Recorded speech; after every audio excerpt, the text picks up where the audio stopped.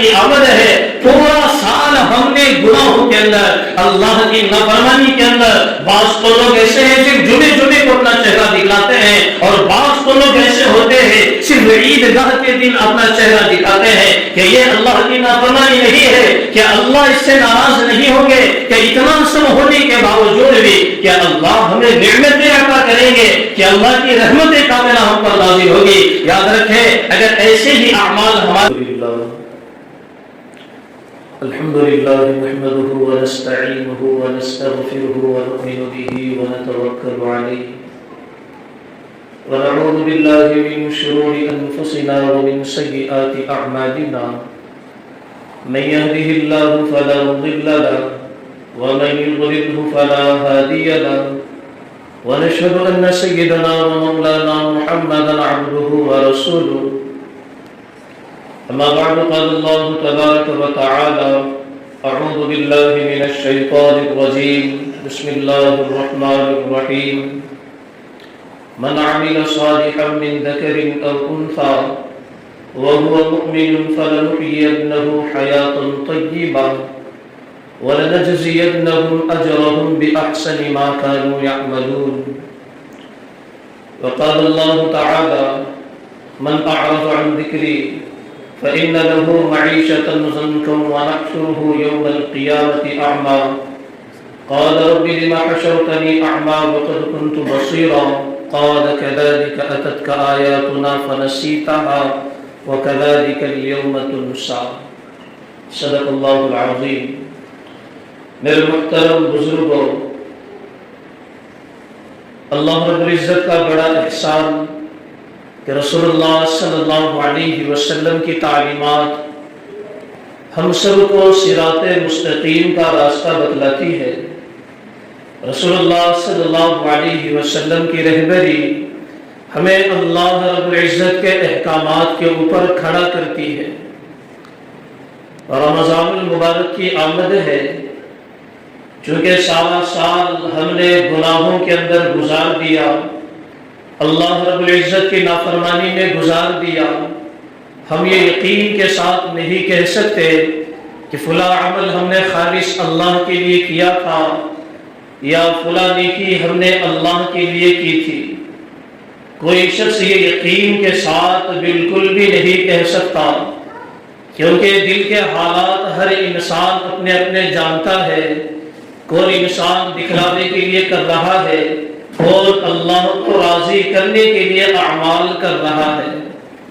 رمضان المبارک کی آمد ہے، اس سے پہلے ضروری ہے کہ ہم اپنے دل کو گناہوں سے پاک و صاف کر لیں۔ جب سارا سال گناہوں کے اندر گزرا تو ظاہر سی بات ہے رمضان المبارک کے اندر صحیح طریقے سے عبادتیں نہیں ہو سکتی۔ ہمارا دل اگر گناہوں سے پاک نہیں ہوگا، رمضان کی برکتیں ہم حاصل نہیں کر سکتے۔ ہم نے گناہوں کی عادت اگر نہیں چھوڑی تو یاد رکھو رمضان کی رحمتوں سے ہم محروم رہیں گے۔ اس لیے سب سے ضروری یہ ہے کہ ہم اپنے دل کو گناہوں سے پاک و صاف کر لیں۔ ہماری جو عادت بن چکی ہے ہر وقت گناہ کرنا، ہر وقت اللہ کو ناراض کرنا، ہم کو اس سے پرہیز کرنا ہے، کلی طور پر توبہ کرنا ہے۔ قرآن مجید کے اندر اللہ رب العزت ارشاد فرماتے ہیں من عمل صالحا من ذکر او انثى وهو مؤمن، جو انسان مرد ہو یا عورت ایمان کی حالت میں کوئی بھی نیک عمل کرے، وَلَنَجْزِيَنَّهُمْ أَجْرَهُمْ بِأَحْسَنِ مَا كَانُوا يَعْمَلُونَ، اللہ رب العزت اس کو بہترین بدلہ دیں گے، اس کو اچھا بدلہ دیں گے۔ یاد رکھو انسان جیسے اعمال کرتا ہے اثرات ویسے مرتب ہوتے ہیں، ویسے ہی انسان کو اعمال کی توفیق ملتی ہے۔ نیک اعمال سے زندگی بھری ہوئی ہے تو اللہ رب العزت بھی ویسی ہی توفیق اس کو عطا فرماتے ہیں۔ اگر گناہوں سے زندگی بھری ہوئی ہے تو ویسے ہی اثرات مرتب ہوتے ہیں، بیماریوں کے اندر زندگی گزرتی ہے، حالات اور مشکلات کا سامنا کرنا پڑ سکتا ہے، مصیبتوں کے اندر گھیرے ہوئے ہم لوگ رہیں گے، بشرطے کہ ہم اللہ کو راضی کر لیں۔ شرط یہ ہے کہ اللہ کو راضی کر لے۔ اگر اللہ کو راضی کر لیا تو اللہ رب العزت تمام مصیبتوں سے حفاظت فرمائیں گے۔ دوسری جگہ اللہ رب العزت ارشاد فرماتے ہیں من اعرض عن ذکری فإن له معیشۃ ضنکا، کہ جو انسان دنیا کے اندر جس کی آنکھیں بالکل صحیح سلامت تھی، آنکھوں سے ہر ایک چیز دیکھتا تھا، ہر ایک چیزوں کا مشاہدہ کرتا تھا، آنے والے جانے والے لوگوں کا نظارہ کیا کرتا تھا، ہر ایک چیز کو آنکھوں سے سمجھ کر اسے جواب دیتا تھا، ساری چیزیں آنکھوں کے اعتبار سے صحیح تھی، لیکن اللہ رب العزت کہتے ہیں کہ کل قیامت کے دن قال رب لما حشرتنی اعمی وقد كنت بصیرا، کہ کل قیامت کے دن اس کو اندھا اٹھایا جائے گا۔ جو انسان نافرمان ہوگا، جس کی زندگی کے اندر گناہ بھرے ہوئے ہوں گے، اللہ اس کے رسول کی نافرمانی ہوگی، دنیا کے اندر اس کی آنکھیں صحیح سالم ہوگی یا صحیح طریقے سے دیکھ سکتا ہے، ہر چیزوں کا مشاہدہ وہ کر سکتا تھا، قیامت کے دن اندھا اٹھایا جائے گا تو اللہ رب العزت کے سامنے سوال کرے گا، اے اللہ دنیا کے اندر آپ نے مجھے آنکھیں صحیح سالم دی تھی، ساری چیزوں کو دیکھتا تھا، آپ کے قرآن مجید کو دیکھتا تھا، آپ کے گھر کو دیکھتا تھا، کعبۃ اللہ کو تصاویر کے اندر دیکھتا تھا، اللہ والوں کو دیکھتا تھا، لیکن آج میں یہ کیا دیکھ رہا ہوں، میری آنکھوں کی روشنی چلی گئی، میں کسی چیز کو نہیں دیکھ پا رہا ہوں، دنیا کے اندر تو بصارت تھی لیکن اب بصارت بھی نہیں رہی، یہ کیسا معاملہ ہے؟ دنیا کے اندر سب سے بڑی نعمت آنکھیں ہوتی ہے، جسمانی اعتبار سے وہ آنکھیں آپ نے دی تھی، لیکن آخرت میں آپ نے وہ آنکھیں لے لی، آنکھوں کی بصارت لے لی، آنکھوں کی بینائی آپ نے لے لی، کیا معاملہ ہے، کیا وجہ ہے؟ اللہ رب العزت کہتے ہیں قال رب لم حشرتنی اعمی وقد كنت بصیرا قال كذلك اتتك آیاتنا، تم نے دنیا کے اندر میری نشانیوں کو، میری وحدانیت کو، میرے رسول کی تعلیمات کو پیٹھ کے پیچھے ڈالا تھا، میرے رسول کی بات جب تمہارے کانوں کے اندر پڑتی تھی تم دم دبا کے بھاگا کرتے تھے، میرے وحدانیت کے کلمات جب تمہارے کانوں کے اندر پڑتے تھے تم بازاروں کا رخ کرتے تھے، جب اللہ کے بندے تمہیں بلاتے تھے تم دکانوں کا رخ کیا کرتے تھے، تم نے میرے تمام احکامات کو پسے پش ڈال دیا تھا۔ اسی طرح قال كذلك اتتك آیاتنا فنسیتها، جیسے دنیا کے اندر تم نے مجھے اور میرے رسول کو اور میری تعلیمات کو اور میرے رسول کی تعلیمات کو جس طرح سے بھلا دیا تھا، اسی طرح سے قیامت کے دن ہم نے تم کو بھلا دیا۔ قال كذلك اتتك آیاتنا فنسیتها، جیسے دنیا کے اندر اللہ رب العزت کے بندے اللہ کے رسول چیخ چیخ کر یہ کہتے ہیں کہ دنیا کے اندر شیطان تمہارا دشمن ہے، بازوں میں کرو کرنا یہ تمہارے دشمن ہے، تم کو کھیل کود کی طرف، تم کو گناہوں کی طرف مائل کرنے والے یہ لوگ تمہارے دشمن ہیں، پھر تم نے ان کی بات نہ مانی، اللہ اور اس کے رسول کے احکامات کو نہ مانا، بلکہ پیٹ پیچھے ڈالتے رہے، اپنے کانوں کے اندر انگلیاں دباتے رہے، لوگوں کی بات سننے سے تم نے اعراض کر دیا، اس لیے تم نے ہم کو جیسے بھلا دیا ہم نے بھی تم کو قیامت کے دن بھلا دیا، لہذا تمہارا اور میرا کوئی واسطہ نہیں ہے، جیسے اعمال تم نے کیے تھے ویسے ہی سزا تم کو دی جائے گی۔ میرے محترم بزرگ و دوستو، اللہ رب العزت کا یہ کھلا اعلان ہے قال كذلك اتتك آیاتنا فنسیتها وكذلك اليوم تنسى، اللہ کہتے ہیں آج کے دن ہم نے تم کو بھلا دیا، تم نے دنیا میں ہم کو بھلا دیا تھا، ہم نے تم کو بھلا دیا ہے۔ میرے محترم بزرگ دوستو، قرآن مجید چیخ چیخ کر ہم یہ کہتا ہے کہ اللہ کی طرف دوڑ کر آؤ، اللہ کی طرف دوڑ کر آؤ، اللہ کی مدد نصرت تمہاری طرف دوڑ کر آئے گی۔ قرآن مجید کہتا ہے کہ جیسے اعمال کریں گے ویسے فیصلے اللہ رب العزت اتاریں گے، جیسے اعمال اللہ کی فرما برداری ہوگی تو اللہ رب العزت رزق میں کشادگی کے وعدے کرتے ہیں۔ میرے محترم بزرگ دوستو، انسان جب گناہوں کے اندر مبتلا ہوتا ہے تو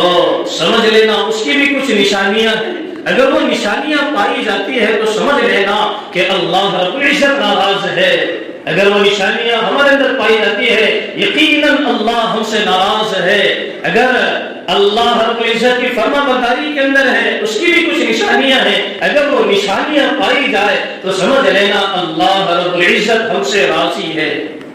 گناہوں کے اندر مبتلا ہونے کے بعد اللہ رب العزت نعمتیں بھی چھیننا شروع کرتے ہیں، دنیا کے اندر نعمتوں کو دیکھ کر یا نعمتوں میں مست لوگوں کو دیکھ کر یہ سمجھنا نہیں کہ اللہ نے ہمیں نعمتوں سے محروم کر رکھا ہے۔ یاد رکھو جس نے اللہ کی نافرمانی کی، اللہ کے رسول کی نافرمانی کی، ہم اپنی آنکھوں سے دیکھیں گے کہ اللہ رب العزت نے ان سے اپنی نعمتوں کو کیسے چھین لیا۔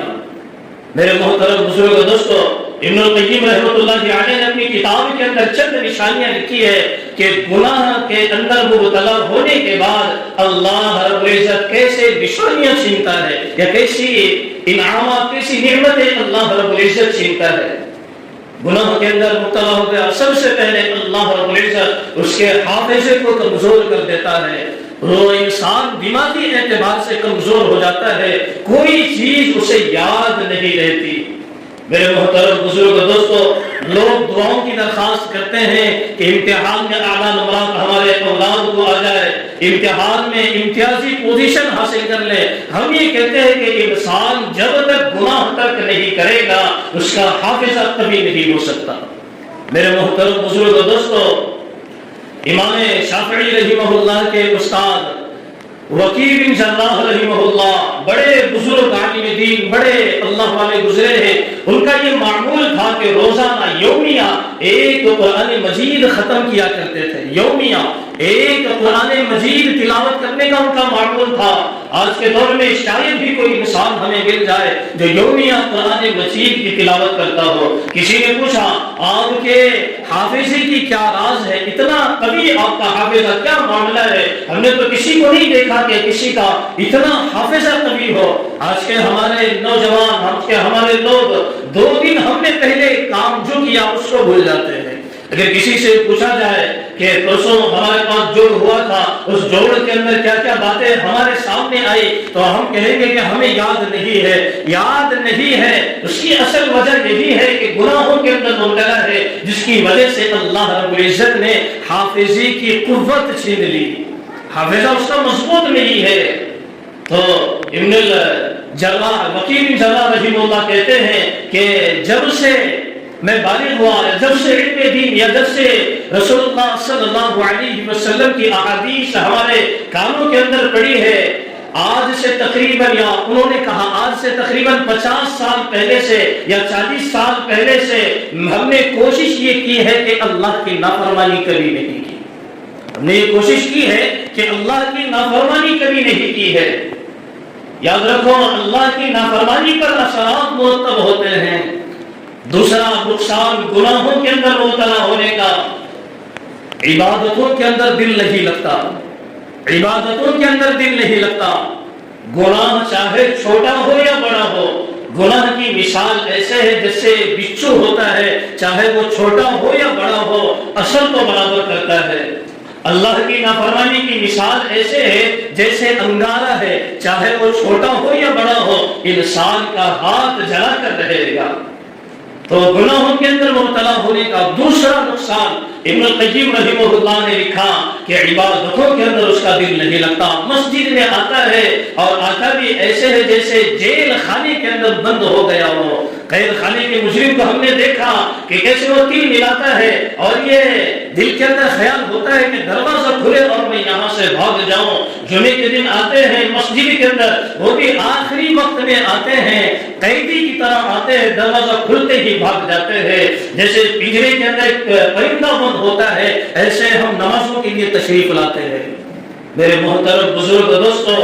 عبادتوں کے اندر منہمک ہونا یہ اصل چیز ہے۔ اللہ رب العزت گناہوں کے اندر مبتلا ہونے کے بعد یہ چیزیں چھین لیتے ہیں، ہمیشہ گھبراہٹ طاری ہو جاتی ہے۔ 2 انسانوں کے سامنے کھڑا ہو کر انسان بات نہیں کر سکتا، جسمانی اعتبار سے موٹا تازہ ہو جاتا ہے لیکن روحانی اعتبار سے کمزور ہو جاتا ہے۔ مسجد کے اندر دل نہیں لگتا، نمازوں کے اندر دل نہیں لگتا، 2 منٹ نماز پڑھے پھر باہر جانے کو جی چاہتا ہے۔ یہ اس بات کی علامت ہے کہ اللہ رب العزت ہم سے ناراض ہے۔ اللہ رب العزت کی ناراضگی بڑی خطرناک ہے انسانوں کے لیے۔ اللہ رب العزت جب ناراض ہوتے ہیں تو مصائب بھی بھی آتے ہیں، نعمتیں جو کچھ سال پہلے یا کچھ دن پہلے ہمارے ہاتھوں میں ہوتی ہے، وہ نعمتیں اللہ رب العزت ہم سے چھین لیتے ہیں، وہ نعمتیں ہمارے پاس نہیں رہتی، پھر انسان ملامتیں کرنے لگتا ہے کہ یہ نعمت میرے پاس تھی، یہ نعمت چلی گئی، اللہ رب العزت نے ہم سے چھین لی۔ وجہ کیا بنی؟ ہم گناہوں کے اندر مبتلا رہے، ہم نے اللہ کی فرما برداری اختیار نہیں کی، بلکہ مسلسل اللہ رب العزت کی نافرمانی ہم کرتے رہے۔ میرے محترم بزرگ دوستو، اور جو انسان اللہ کی فرما برداری کے اندر آ جاتا ہے، اللہ رب العزت کی فرما برداری کرتا ہے، اس شخص کی مثال ایسے ہے جیسے کسی مچھلی کو پانی سے باہر نکال دو، وہ مرنے لگتی ہے، تڑپنے لگتی ہے، اگر اسے پانی کے اندر دوبارہ ڈال دو تو پھر سے زندہ ہو جاتی ہے۔ عبادت گزاروں کی مثال، اللہ جس سے راضی ہو جاتے ہیں اس کی مثال ہے کہ مچھلی جیسے پانی میں چلی جاتی ہے، ویسے ہی بندہ اگر مسجد کے اندر آ جائے تو دل بھی لگنے لگتا ہے، باہر جانے کو دل نہیں چاہتا۔ تو میرے محترم بزرگوں، اس طریقے سے اللہ رب العزت کی عبادت کرو کہ نشانیاں ظاہر ہو جائے کہ ہاں اللہ ہم سے راضی ہے۔ ایسی اللہ کی نافرمانی نہ کرو کہ نشانیاں ظاہر ہو جائے کہ اللہ ہم سے ناراض ہے۔ میرے محترم بزرگ دوستو، رمضان المبارک کی آمد ہے، پورا سال ہم نے گناہوں کے اندر، اللہ کی نافرمانی کے اندر، بعض تو لوگ ایسے ہیں صرف جمعے کو اپنا چہرہ دکھاتے ہیں، اور بعض تو لوگ ایسے ہوتے ہیں صرف عیدگاہ کے دن اپنا چہرہ دکھاتے ہیں کہ یہ اللہ کی نافرمانی نہیں ہے، کہ اللہ اس سے ناراض نہیں ہوں گے، کہ اتنا سب ہونے کے باوجود بھی کہ اللہ ہمیں نعمتیں عطا کریں گے، کہ اللہ کی رحمت کاملہ ہم پر نازل ہوگی۔ یاد رکھیں، اگر ایسے ہی اعمال ہمارے ہوں تو ہمارے اوپر اللہ کی رحمت کاملہ کبھی نازل نہیں ہو سکتی، ہم اللہ کی رحمت کبھی حاصل نہیں کر سکتے، اس کی برکتیں ہم کبھی حاصل نہیں کر سکتے۔ مسلسل اللہ رب العزت ایک کے بعد ایک نعمتیں چھینتے چلے جاتے ہیں۔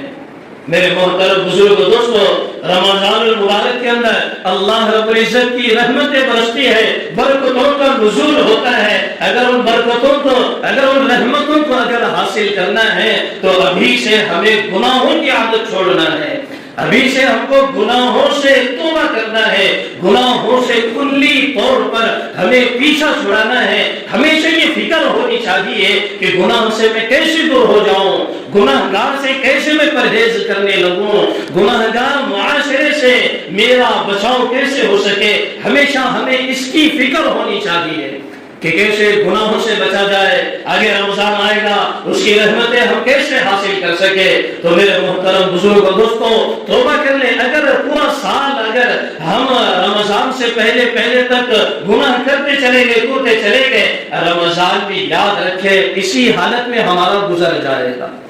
پورا سال گناہوں کے اندر گزرا، دل کے اندر یہ خیال ہوتا ہے کہ رمضان میں عبادتیں کریں گے، رمضان میں اللہ کو راضی کریں گے۔ وہ انسان کی ہوائی باتیں ہوتی ہے، جس کا نہ جڑ ہوتا ہے نہ جس کا کوئی پیدا ہوتا ہے، وہ ہوائی باتیں ہوتی ہے۔ انسان کہتا ہے کل سے رمضان شروع ہوگا، کل سے ہم عبادتیں کریں گے۔ یاد رکھو، انسان کی زندگی میں کل تو کبھی نہیں آیا،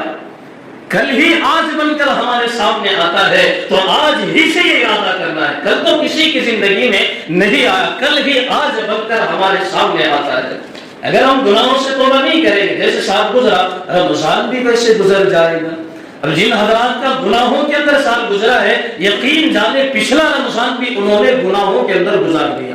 جس کا رمضان صحیح طریقے سے گزرے، پورا سال صحیح طریقے سے گزرتا ہے۔ جب رمضان ہی نہیں گزرا، پچھلا جو گزرا ہوا، تو پورا سال کیسے اچھے طریقے سے گزر سکتا ہے۔ تو میرے محترم بزرگ دوستو، اللہ رب العزت سے دعائیں کرتے رہیں کہ اللہ ہمیں گناہوں سے ہم سب کی حفاظت فرمائے، دیگر جو گناہگار لوگ ہیں ان سے بھی ہماری اللہ رب العزت حفاظت فرمائے، تاکہ رمضان کی صحیح طریقے سے رحمتیں برکتیں ہم حاصل کر سکیں۔ اللہ رب العزت سے دعا ہے کہ اللہ تعالی ہم سب کو عمل کی توفیق عطا فرمائے، جو حضرات سنت نہیں پڑھے وہ سنت ادا کریں۔